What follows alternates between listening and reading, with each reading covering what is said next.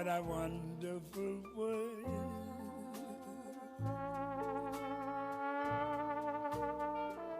I see skies of blue, clouds of white.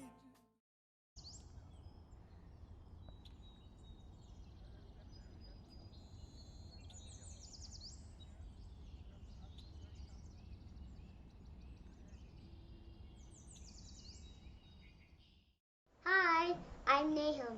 Today I'm going to share with you a wonderful experience that I had. What we spend a lot of time on in design is trying to understand the real needs of people. And for this, we don't ask, we watch. Because what people think they need is often not really right. So we try to watch and understand what people do, how they use the products or services we're talking about. And then there are many factors that go into why you like something. There are two kinds of things going on in the brain. One we call cognitive, which is trying to understand the world. But the other is emotional, which in many ways is more important. Because what emotions are about assigning value. And value is what's of critical importance to us as human beings. So as a simplification, we said there are just three levels of emotion. One we call visceral, which is automatic. We're born with it. So we like sweet tastes and we don't like bitter tastes. The second is behavioral, and that's, well, how we use something, how we learn to understand it. Can we predict what's going to happen? Do we understand? Does it feel good? The third level is reflective. It's the most conscious. The other two are subconscious. But the conscious level is where we think back about what we did, whether we liked it or didn't like it, or evaluate it. The most favorite objects that we have are ones that have a story, that have an emotional attachment.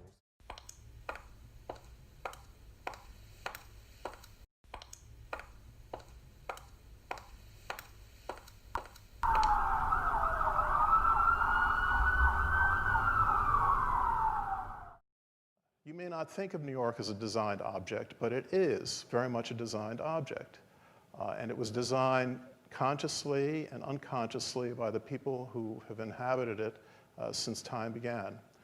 Think of the Native Americans who created desire lines and pathways across the Manhattan woods that would later become parts of the city street network. Think of the Dutch and English colonists who inserted dimensions based in building technology that would help burglarize construction through the city. Think of those colonist African slaves who leveled hills and created streets. Think of the 1811 street grid, which would create a system of streets and blocks that help define the city's urbanism to this day.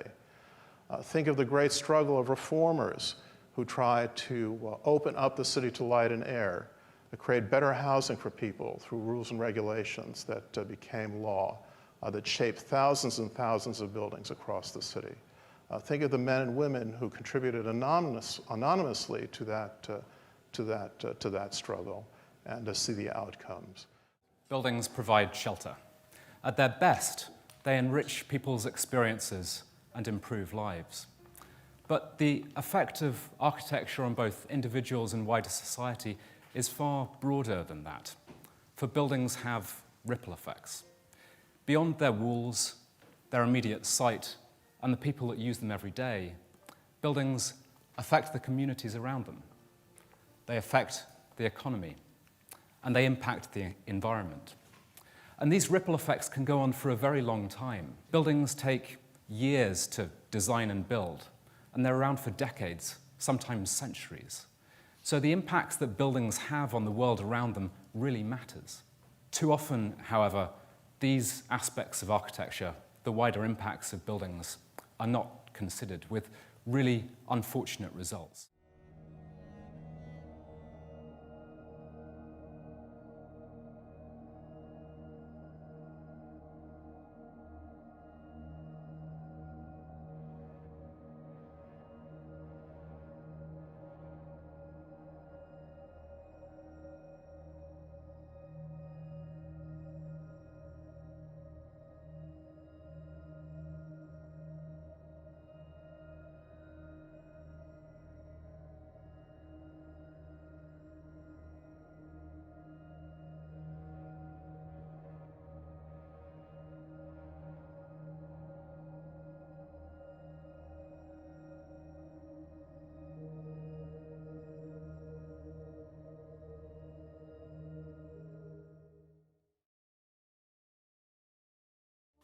And I think to myself,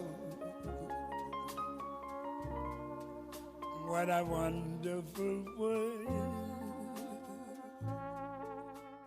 In the mid-1930s, when plans were drafted for the 1939 New York World's Fair, Moses saw his first opportunity to make progress on his vision for the greatest city park in the world. In Queens, there sat 3 miles of undeveloped marshland, used mainly as a landfill, known as Flushing Meadow or the Corona Dump.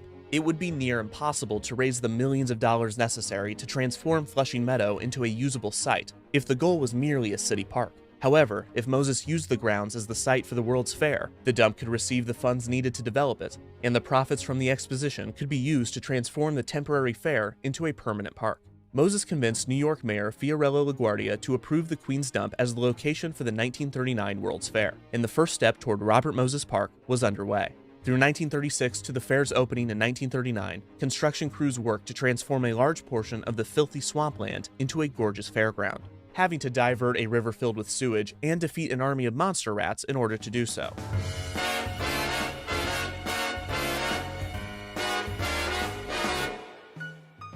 The 1939 New York World's Fair continued the thematic trend started by the 1933 Century of Progress Fair in Chicago. The overarching theme of humanity's progress was again at the forefront, but this time, the focus was on the future. The fair was billed as the world of tomorrow, and it featured experimental architecture and predictions of what the future may look like. It was another landmark moment in the development of futurism, and it put the promise of tomorrow in the minds of mainstream audiences.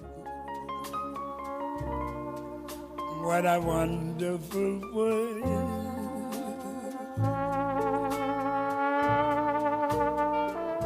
I see skies of blue, clouds of white, bright blessed days, dark sacred nights, and I think to myself, what a wonderful world.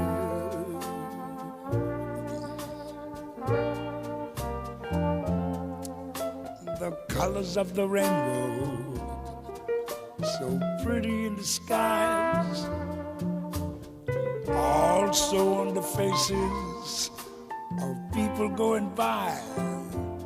I see friends.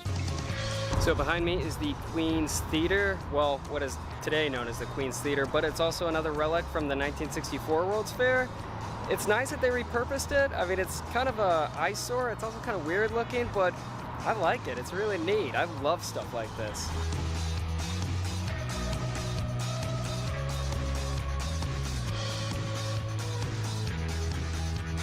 So, it is now time to start heading home. It has been an incredible day.